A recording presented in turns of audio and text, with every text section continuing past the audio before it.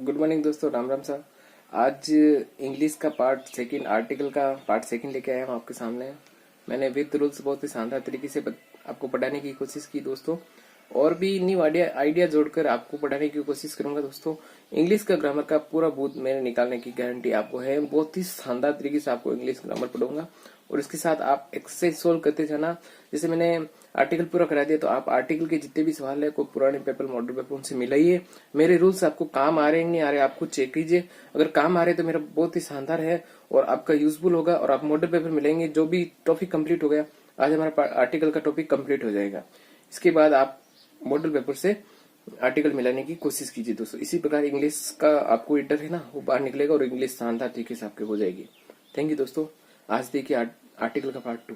Thank you दोस्तों। आज article का पार्ट 2 लेके आ रहा हूँ आपके सामने। इंग्लिश ग्रामर का सेशन सेकंड है, और आर्टिकल एन का यूज मैं आपको आज को बताऊंगा। शुरुआत कर रहा हूँ दोस्तों। An complete sound and pronunciations. Vowel दोस्तों, वाउल किसे कहते हैं? वे सारे अक्षर जिनका उच्चारण मुंह के किसी पार्ट का यूज नहीं होता। वो 5 अक्षर है दोस्तों, वो है ए, ई, आई, ओ, यू। इनको बोलने से हमें पता चलेगा कि इसमें मुंह का यूज, किसी भी पार्ट के मुंह का किसी पार्ट का यूज नहीं होता है दोस्तों। उसे बोलते हैं wall, A, E, I, O, you. और इसके आगे ए, एन का यूज होता है दोस्तों। दूसरा consonant, all alphabet pronunciation with obstructions. 21 letter दोस्तों, ये होते हैं 5 लेटर जो वॉल होते हैं, और 21 लेटर है जो कॉन्सेंट होते हैं दोस्तों। वर्ड दोस्तों देखिए, फर्स्ट अल्फाबेट अगर ऑब्स्ट्रक्शनलेस साउंड ए एन होगा, और अगर ऑब्स्ट्रक्शंस है तो ए होगा दोस्तों। अब आपको मैं बता रहा हूँ use of article a an का दोस्तों। जो स्वर बाधा रहित उच्चारित निकलता है, पहला अक्षर वहां एन का यूज होगा। बाधा रहित, अगर किसी शब्द को बोलने में या स्वर को बोलने में बाधा उत्पन्न होती है तो दोस्तों वहां एन का यूज नहीं होगा। और जहां बाधा रहित उच्चारित निकलता है वह पहला अक्षर, वहां एन का यूज होता है। जरूरी नहीं कि ए, ई, आई, ओ, यू से शुरू हो, लेकिन जो स्वर उच्चारण निकले ना, वो भी बाधा रहित होना चाहिए। अगर वो साउंड बाधा रहित नहीं निकला तो एन का यूज नहीं होगा। तो दोस्तों पहला रूल्स देखिए, अगर वोवल लेटर है, ठीक है, लेकिन उसका साउंड भी वही है जो ए, ई, आई, ओ, यू का निकलता है, तो एन का यूज होगा। जैसे an apple, an orange, O निकला। An ink pot, an umbrella, A, E, I, O कोई साउंड निकला, तभी इसके पीछे एन का यूज होगा। सेकंड देखिए दोस्तों, अगर कांस्टेंट है और कांस्टेंट का साउंड भी कांस्टेंट है, तो दोस्तों देखिए, ए कार, का यूज हो रहा है। A boy, a man. इसी प्रकार दोस्तों देखिए, अगर वॉल तो आ गए लेटर में, तो वॉल आ गए, लेकिन साउंड उसका कांस्टेंट है, बाधा वाला साउंड है। जो 21 लेटर पीछे बचे वो है, उसकी आवाज निकल रही है। जैसे ए यूनियन, इसमें निकला यू, य का साउंड निकल रहा है दोस्तों, य का साउंड इसमें निकल रहा है। तो ए यूनियन, ए एन का प्रयोग नहीं होगा, भले ही यू से शुरू हो ये लेटर, लेकिन ए का यूज होगा, क्योंकि इसका साउंड जो निकल रहा है ना बोलने पर, यूनियन, ये निकला।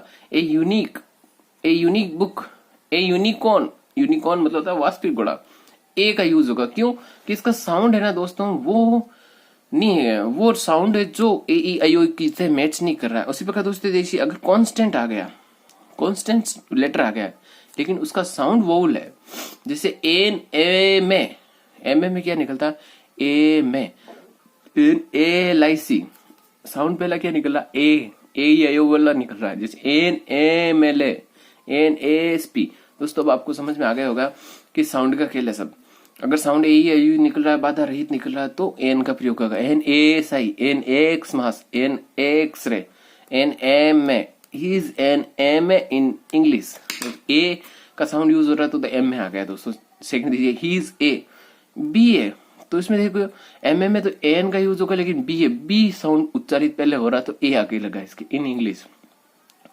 हर अंकल इज एन एमएलए, तो दोस्तों ए का साउंड निकला, इसलिए एमएलए के आगे एन का प्रयोग है। लेकिन इसी प्रकार एक उदाहरण देखिए, इसी एमएलए का फुल फॉर्म देखिए, हर uncle is a member of legislative assembly.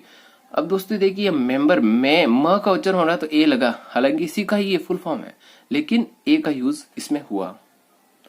दोस्तों नेक्स्ट एग्जांपल देखिए, हीज RAS, क्या है आर एस दोस्तों? आर एस एक पर्सन होना चाहिए, इसके आगे कोई नाउन का प्रयोग नहीं हो रहा है, तो यह नो आर्टिकल है। लेकिन ये अगर आ गया ही इज द आ बोल, इसका साउंड क्या निकला? आर ए एस ऑफिसर, तो द का यूज होगा। यहाँ आर साउंड निकल रहा है लेकिन इसके पीछे नाउन नहीं है दोस्तों, तो इसके भी नो आर्टिकल लगेगा। रूल्स नंबर 5 देखिए दोस्तों, अगर स्पेलिंग की शुरुआत यू से हो रही है लेकिन उसका साउंड य है, जैसे यूनियन, यूनिक, यूनिवर्सिटी, तो उसके पीछे ए लगेगा दोस्तों आगे, ठीक है। और अगर अ का उच्चारण हो रहा है, जैसे अम्ब्रेला, अंपायर, अ का यूज हो रहा है, A E I O U, A E I O U का यूज हो रहा है, तो वहां एन का प्रयोग होगा। भले ही यू से शुरू हो लेकिन इसका साउंड य है, तो दोस्तों ए का प्रयोग होगा। रूल्स नंबर 6 देखिए दोस्तों, अगर एच है और उसका साउंड है वो ह निकल रहा है, तभी तो ए का योग हो, जैसे हॉर्स, हाउस। लेकिन एच साइलेंट है और फिर ए ई आई ओ का साउंड निकल रहा है, जैसे और, ऑनरेडी, एयर, ए ओ ओ ऐसा निकल रहा है दोस्तों, तो इसके आगे एन का प्रयोग होगा, जैसे एरेस, ए का यूज हो रहा है। अब यही होटल, ह का यूज हो रहा है दोस्तों, तो ए होटल आएगा। इसी प्रकार दोस्तों रूल नंबर 7 देखिए, अगर साउंड स्पेलिंग ओ से शुरू हो तो डायरेक्ट एन नहीं चेप सकते दोस्तों। देखिए अगर ओ का निकल रहा है पहला लेटर, उसका साउंड अ है, जैसे ओनियन, ओनियन, ऑल, तो ओ का उच्चारण हो रहा है तो दोस्तों डायरेक्ट एन का प्रयोग होगा। लेकिन यही ओ से शुरू हो रही है, वन व का उच्चारण होना, इसलिए ए लगा इसके पीछे। दोस्तों ये रूल्स आपको पता करना है कि अगर वाक्य ए ई आई ओ भले ही शुरू हो लेकिन उसका जो साउंड है वो ए ई आई ओ यू नहीं है, तो वहां एन का प्रयोग नहीं होगा। और अगर दोस्तों अगर ये पहली स्पेलिंग अगर कॉन्स्टेंट से शुरू हुई लेकिन साउंड उनका ए ई आई ओ यू है, तो वहां एन का प्रयोग होगा। ये 3 रूल्स मिलकर यही बता रहे हैं आपको। नेक्स्ट रूल्स देखिए दोस्तों, 8वां रूल्स है, ये है यूनिट एंड प्राइस का रूल्स। इसको मैंने यूनिट और प्राइस का रूल्स दिया है, वो है इकाई एवं मूल्य का नियम। जैसे यूनिट अगर आ गया तो दोस्तों द का प्रयोग होगा, और अगर प्राइस आ गया तो वहां ए का प्रयोग होगा। जैसे milk is sold by the litre, दोस्तों ये यूनिट है, लीटर एक यूनिट है। और यहाँ क्या आ गया, milk is sold by the litre, litre में दूध को बेचा जाता है। अगर यही सेंटेंस आ जाए कि milk is sold RS 15 A litre, दोस्तों यहाँ प्राइस आ गया आपको। अगर आपको यहाँ प्राइस देती तो ए का प्रयोग होगा, और नहीं अगर प्राइस नहीं दी तो लीटर में मापा जाता है, बेचा जाता है, तो वहां द का प्रयोग होगा। यहाँ यूनिट और ये प्राइस दी हुई है दोस्तों। इसी प्रकार दोस्तों एक नेक्स्ट एग्जाम्पल देखिए, early clothes was sold by the yard, unit आ गई इसमें, यार्ड यूनिट आ गई, तो दोस्तों यहाँ पर द का प्रयोग होगा। इसी प्रकार दोस्तों रूल्स नंबर 9 देखिए, बहुत ही शानदार है, एनी और ऑल का नियम। ये आपको लगभग हर एग्जाम में देखा जाता है दोस्तों। एनी और ऑल का नियम क्या होता है कि जैसे a dog is a faithful animal, तो हर कोई कुत्ता, any dog is faithful animal, मतलब कोई भी कुत्ता फेथफुल हो सकता है, लेकिन the dog is a faithful animal. अब यह क्या बोल रहे हैं, कोई भी कुत्ता, यहाँ बोल रहे हैं कोई भी कुत्ता जो है फेथफुल हो सकता है, लेकिन यहाँ बोले the dog is a faithful animal, पूरे कुत्ते समाज, कुत्ते की पूरे समाज के बारे में बोल रहे हैं। दा लग गया मतलब समझ लो कुत्ते का पूरा समाज, ऑल डॉग्स के बारे में बात कर रहे हैं। इसका दोस्तों देखिए रूल्स नंबर 10, बहुत ही शानदार रूल्स है। अननोन पर्सन्स, अज्ञात व्यक्ति को दर्शाने के लिए प्रॉपर नाउन हो तो उसके पीछे नो आर्टिकल लगेगा। प्रॉपर नाउन मतलब जैसे पर्सनल किसी को बोले कोई अर्जुन शर्मा, तो आगे कोई ऐसा कुछ नहीं लगेगा, आर्टिकल नहीं लगेगा। लेकिन सरनेम आ गया, वो भी प्यूरल बहुवचन सरनेम आ गया है, तो दोस्तों द लगेगा। जैसे मेरी पूरी फैमिली शर्माज फैमिली, तो द शर्माज आएगा, द जाट्स आएगा, द राजपूत आएगा। लेकिन अगर एक राजपूत है एक शर्मा है तो कोई मिस्टर है तो मिस्टर शर्मा, मिसेस शर्मा या मिसेस शर्मा ऐसा कुछ आ जाएगा, तो AN का प्रयोग होगा दोस्तों। और सेकंड साउंड, ठीक है। और दोस्तों जैसे एग्जांपल है, A Mrs Sharma is waiting for you, एक अकेला कोई शर्मा आया है जो आपका वेट कर रहा है, इसलिए यहाँ ए आ गया। और यही अगर पूरी फैमिली आ जाती दोस्तों तो 10 शर्माज।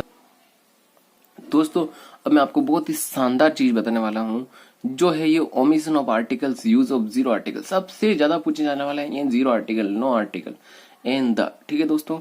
पहला रूल्स देखिए आपको, जनरल सेंस, सामान्य संदर्भ का नियम। दोस्तों अगर man, women, natural, life, death, science, art, literature, religious, society, war, etc., ये जितने भी ये नाम है ना, अगर जनरल वे में आए ना तो उसके पीछे नो आर्टिकल लगेगा। ठीक है दोस्तों, नो आर्टिकल का ही प्रयोग होगा। अगर मैं आदमी, औरत, नेचुरल, लाइफ, डेथ, साइंस, ऐसा कुछ जनरली आए ना तो उसके आगे नो आर्टिकल लगेगा दोस्तों। जैसे मैन इज मॉर्टल, मनुष्य एक नश्वर है। ठीक है, ऑल ह्यूमन बींग्स, पूरी मानव जाति के है वो नश्वर है। साइंस इज ए बोन, वरदान, जनरली ये तो है ही है, साइंस एक वरदान है हमारे लिए, सबके लिए एक वरदान है। Literacy is the mirror of society, literacy हमारे समाज का आईना है दोस्तों। इसी प्रकार रूल नंबर सेकंड देखिए, short, kind, type plus of, उसके आगे नो आर्टिकल, उसके बाद नाउन होगा। ये रूल्स आप देख लेना दोस्तों। अगर कहीं भी आपको वाक्य की शुरुआत short, kind of, sort of, kind of, type of जैसे प्रकार के बारे में पूछ ले तो अब उसके बाद नाउन आए तो बीच में दोस्तों नो आर्टिकल का प्रयोग होगा। आप देख लो एक एग्जांपल के जरिए, I don't like this type of student, ये स्टूडेंट है जो दोस्तों ये है नाउन, और ये this type of, I don't like this type of, यहाँ टाइप ऑफ अगर यहाँ काइंड ऑफ आता या सॉर्ट ऑफ आता तो दोस्तों इसके आगे यहाँ पर नो आर्टिकल का प्रयोग होता। काइंड, अब आप ये रूल्स को याद कर लेना। अगर sort of, kind of, type of आए, उसके बाद में नाउन आए, जस्ट उसके बाद में, तो नाउन और एक sort of, type of, kind of के बीच में नो आर्टिकल का प्रयोग होगा। इसी प्रकार दोस्तों ये देखिए, rank of, post of, title of, और इसके बाद में भी नाउन आए तो दोस्तों यहाँ भी बीच में नाउन के आगे नो आर्टिकल का यूज होगा। ये आप एग्जाम्पल के जरिए देख लें।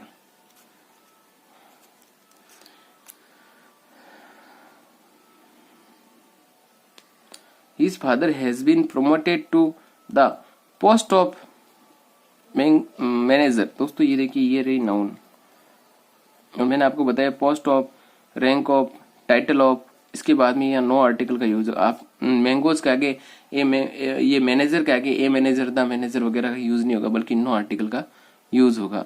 इस father has been promoted to the post of manager, तो एक पोस्ट, एक निश्चित पोस्ट होगी दोस्तों, तो निश्चित पोस्ट के लिए दा का प्रयोग हुआ। मैं आगे इसको रूल्स में आपको पूरी तरह से समझाऊंगा। अगर कोई निश्चित चीज है तो उसके आगे द का प्रयोग होगा, ये मैं पूरी आपको रूल्स के साथ समझाऊंगा। लेकिन फिलहाल आप ये याद रखिए, rank of, post of, title of, इसके आगे अगर नाउन आए तो बीच में यहाँ पर नो आर्टिकल का प्रयोग होगा। नेक्स्ट रूल देखिए दोस्तों, रूल नंबर 4 है, this, that, these, those, each, every, either, neither, my, our, your, his, her, their, etc plus, अगर आपको आर्टिकल पूछे नो आर्टिकल, नाउन। अगर दिस, डेट है, दीज है, दोज है, each, every, either, neither, my, our, your, इनके बाद में अगर नाउन आ जाए तो इसके नाउन के आगे नो आर्टिकल यूज होगा दोस्तों। ये बहुत ही शानदार रूल है। आप देखिए, जैसे दिस, ये बुक है, ये नाउन है, दिस है, इसके बाद में नो आर्टिकल होगा अगर इसके बाद जस्ट बाद में नाउन है दोस्तों। जैसे माइन, माई के बाद में जस्ट ये नाउन है तो इसके आगे ये दोस्तों नो आर्टिकल का यूज होगा, ये आपको देखना है दोस्तों। रूल नंबर 5 बहुत ही शानदार रूल्स है, आपके एग्जाम में बहुत ही शानदार ये रूल्स यूज आएगा दोस्तों। ये देखिए, कम, अगर वाक्य में कम, गो, ट्रेवल, जर्नी ये लिखा हुआ हो, कम, गो, ट्रेवल, जर्नी, जस्ट इसके बाद में अगर बाई हो, कम बाई, कार है, बस है, ट्रेन है, जीप है, शिप है, इटीसी, अगर कोई साधन का नाम दे दिया आपको और आगे दे दिया कम, गो, ट्रेवल, जर्नी, उसके बाद में बाई दे दिया तो दोस्तों यहाँ नो आर्टिकल का यूज होगा। और अगर इसी जगह कम, गो, ट्रेवल, जर्नी और आगे इन का प्रयोग दे दिया या साधन का नाम लिख दिया तो दोस्तों यहाँ आर्टिकल आएगा, वो आप ए व एन का यूज होगा, वो आपको साउंड के अनुसार फिट करना है उसको।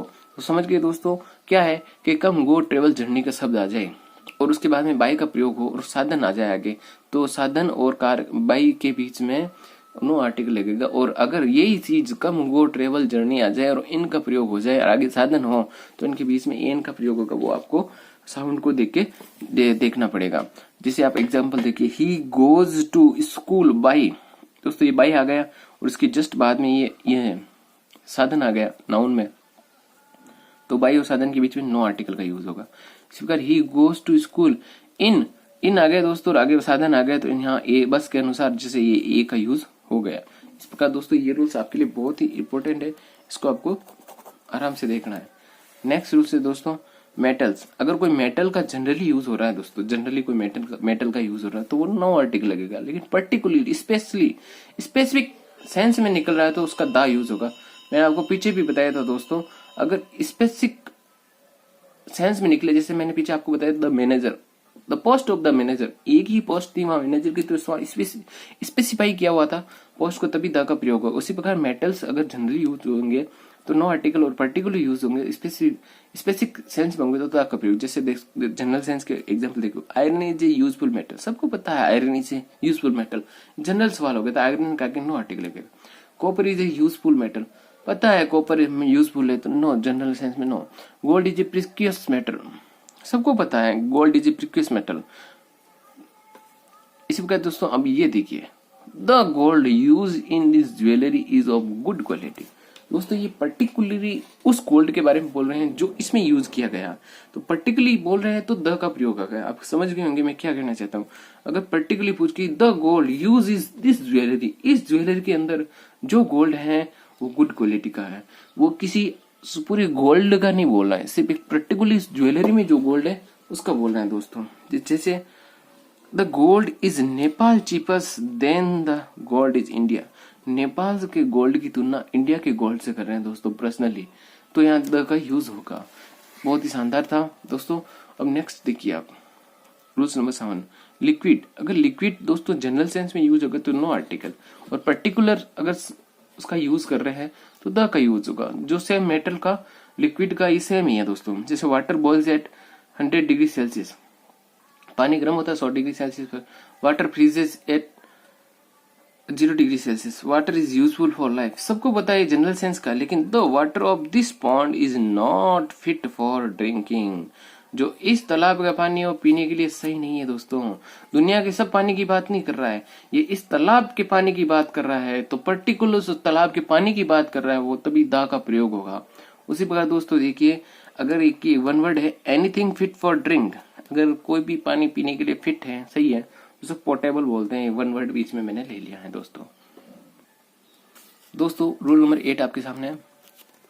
कोई भी डिसीज जैसे बीमारियां आपके सामने अगर जनरली होगी तो नो आर्टिकल, पर्टिकुलर होगी तो द। दोस्तों इससे आपको ये समझ में आया, मैंने 2-3-4 रूल्स जो कंटिन्यू में बता रहा हूँ, पर्टिकुलर जनरली, तो आप ये याद रखना कि पर्टिकुलर जनरली में क्या फर्क है दोस्तों। देखो जैसे एक अफवाह है उसको टाल देना आप पर्टिकुलर में तो दा लगेगा। जैसे cancer is a fatal disease, her uncle died of tuberculosis.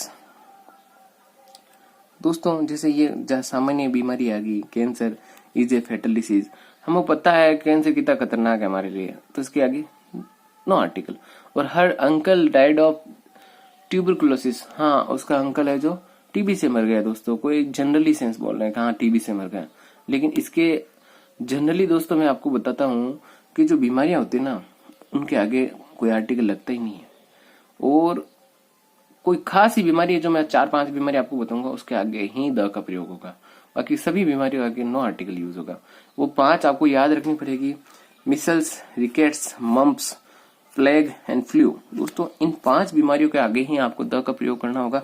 एक अपवाद है, इन 5 को आप MRMPF किसी प्रकार जैसे आपको जो शॉर्ट टेक्स्ट लगे उससे याद कर सकते हैं। Micelles, rickets, mumps, plague, flu, उसके आगे द का प्रयोग होगा, बाकी किसी के आगे नहीं होगा। जैसे तो दोस्तों देखिए द वर्ड फ्लू, ये फ्लू शब्द आ गया तो इसके आगे द का प्रयोग होगा। अगर यहाँ द मेंस प्लेग या the mumps, the rickets, the micelles, तो द का प्रयोग होता है दोस्तों। ये रूल्स आपको थोड़ा जनरली याद रखना पड़ेगा। ये 5 बीमारियों के बारे में जानना पड़ेगा कि इनके आगे द का प्रयोग होगा, बाकी कोई भी बीमारियों के आगे द का प्रयोग नहीं होता है दोस्तों। नेक्स्ट, गेम एंड स्पोर्ट्स, वही वाला रूल्स है। जनरल सेंस में तो कोई भी आर्टिकल नहीं लगेगा और पर्टिकुलर सेंस में द का प्रयोग होगा। तो दोस्तों cricket is a popular sport in India, आपको सामान्य सबको पता है क्रिकेट इज ए पॉपुलर है हमारे इंडिया में। Football is a world popular sport, football is a world popular है, ये भी सबको पता है।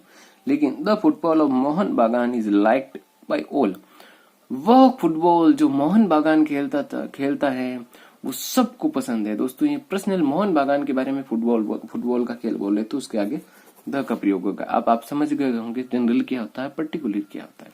नेक्स्ट दोस्तों, एब्स्ट्रैक्ट नाउन भाववाचक संज्ञा, जनरली तो नो लगेगा, कोई आर्टिकल नहीं लगेगा और पर्टिकुलर यूज लगेगी तो दा कर। अब जनरल और पर्टिकुलर क्या दोस्तों, यूनिटी इज ए स्ट्रेंथ, संगठन में ही शक्ति है दोस्तों, ये सामान्य बात है, इससे आगे आर्टिकल का प्रयोग नहीं होगा।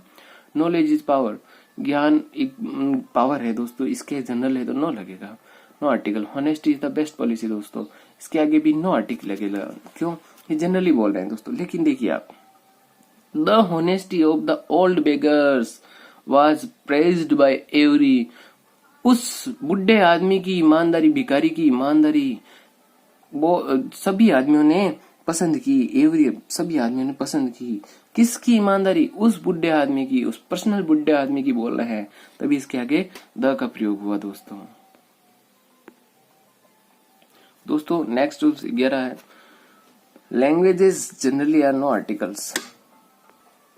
हाँ दोस्तों, मैं क्या बता रहा था कि लैंग्वेज जनरली होती है, उनके आगे नो आर्टिकल का यूज होता है। जैसे जैसे English is a global language, English है जो ग्लोबल लैंग्वेज है, जनरली बात है तो no article. Sanskrit is the mother of all modern language, सभी मॉडर्न लैंग्वेज की संस्कृत जननी है दोस्तों, ये जनरल बात है, no article. Chinese is the most difficult language in the world, तो दोस्तों ये चाइनीज के आगे नो आर्टिकल। लेकिन आप ये देखिए यहाँ दा का प्रयोग क्यों होगा दोस्तों, क्योंकि ये मोस्ट है, मैंने सभी से पहला रूल्स बताया था, मोस्ट EST सुपरलेटिव डिग्री, इसके पहले दा का प्रयोग होगा। इसी प्रकार difficult language in is the word, वो पर्सनल वर्ड के बारे में बोल रहे हैं कि इस वर्ड के बारे में ये डिफिकल्ट लैंग्वेज है, तो दोस्तों यहाँ चाइनीज के आगे नो आर्टिकल होगा, कि जनरली बात कर रहे हैं। लेकिन ये मोस्ट आ गया, इसके आगे तो द लगेगा, इसका कोई लेना देना चाइनीज से है नहीं दोस्तों। लेकिन दोस्तों अगर यही rules name of language plus language, language का नाम और उसके आगे लैंग्वेज का शब्द का यूज हो गए, जैसे लैंग्वेज का नाम सेंटेंस में ट्रांसलेट वर्ड का यूज हो, तो जैसे अगर सेंटेंस में लैंग्वेज शब्द का यूज हो, अगर सेंटेंस में ट्रांसलेट शब्द का यूज हो, तो देखिए दोस्तों एग्जाम्पल के जरिए आप आसानी से समझोगे। He can not speak Russian, दोस्तों ये जनरल सेंस में है, यहाँ कोई आर्टिकल नहीं लगेगा, नो, मैंने ऊपर आपको बताया जनरली तो नो आर्टिकल। लेकिन he can not speak the Russian language, यहाँ पीछे लैंग्वेज शब्द आ गया दोस्तों, इसको पकड़ लीजिए, रशियन लैंग्वेज, तो द का प्रयोग हो गया। पर्टिकुलर रशियन लैंग्वेज उसको नहीं आती है दोस्तों, और he can not speak Russian, कोई भी नहीं बोल सकता दोस्तों। अगर मेरे को हिंदी आती है, मारवाड़ी आती है, इंग्लिश आती है, मेरे को रशियन से क्या लेना देना। लेकिन एक ये बोलते हैं कि he can not speak the Russian language, Russian language के बारे में बात, पर्सनल यहाँ लैंग्वेज शब्द लिखा है दोस्तों, अगर ट्रांसलेट शब्द लिखा होता तो यहाँ पर आपको द का प्रयोग चेपना है दोस्तों, ये आप समझो रूल्स को।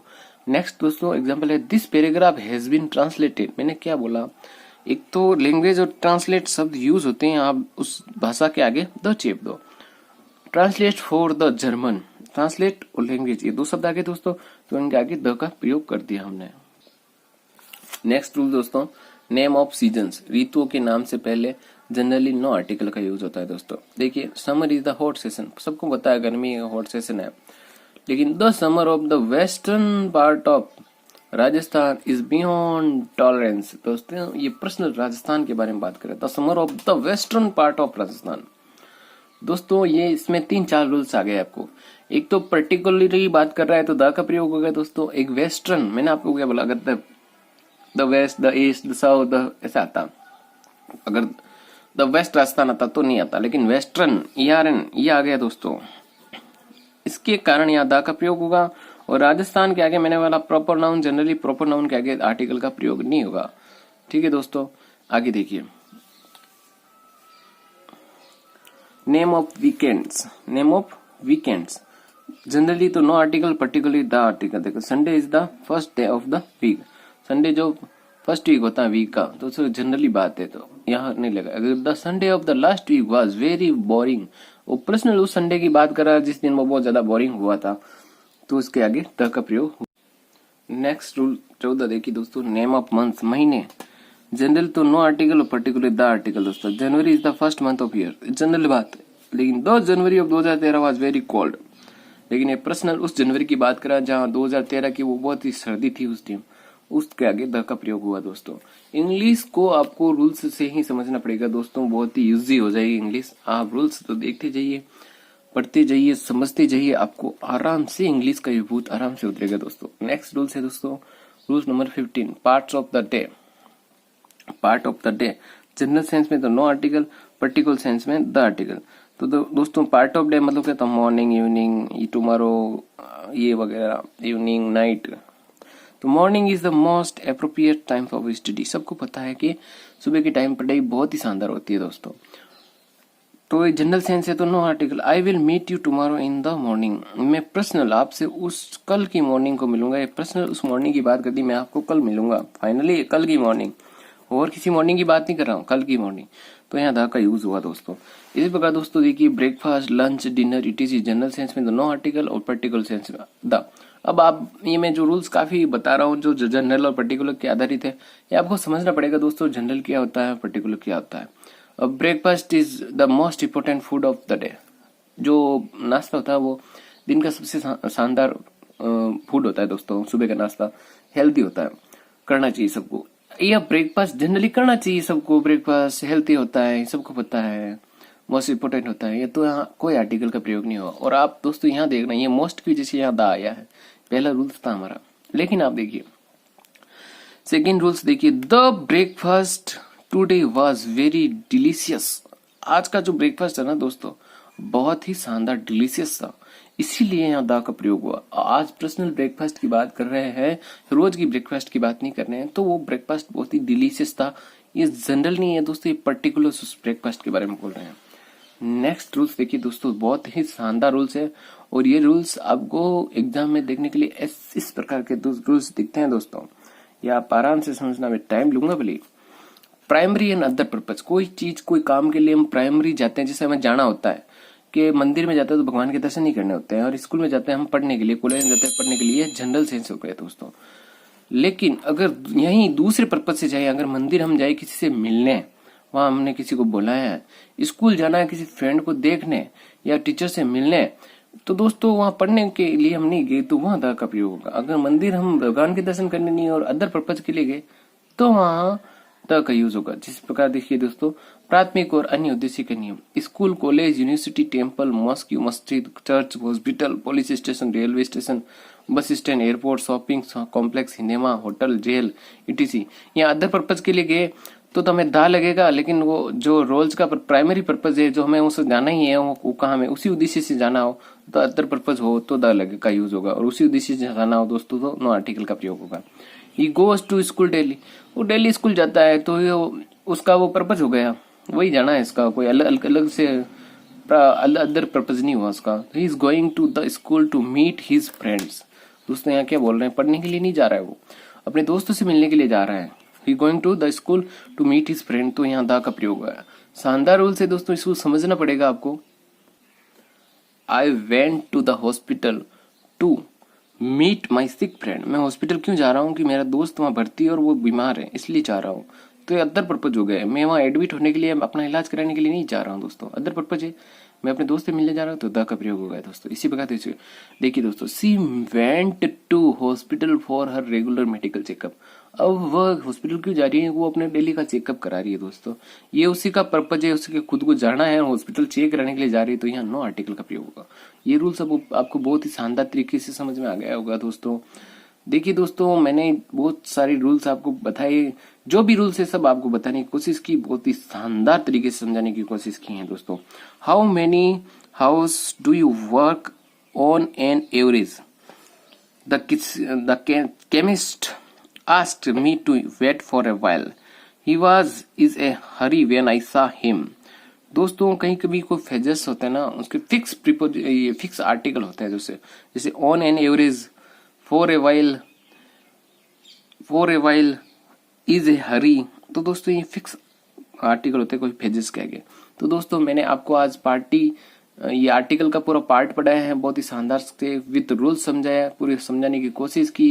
इसमें अगर कोई त्रुटि हो तो माफ करना दोस्तों, और भी शानदार तरीके से मैं पूरी ग्रामर करूंगा आपको, इसके से भी शानदार तरीके से न्यू जो मेरे को आइडियाज आते हैं उनको जोड़ के आपको मैं इंग्लिश ग्रामर करूंगा, बहुत ही शानदार तरीके से करूंगा। मेरे ये वीडियो आप बार बार देखिए, आपको समझ में आए रूल्स, वो देखिए आराम से, रुक रुक के देखिए, 2 बार देखिए, 3 बार देखिए, आपको इंग्लिश का भूत मैं जरूर उतारूंगा दोस्तों, और मैं शानदार आराम से पढ़ूंगा आपको। थैंक यू दोस्तों।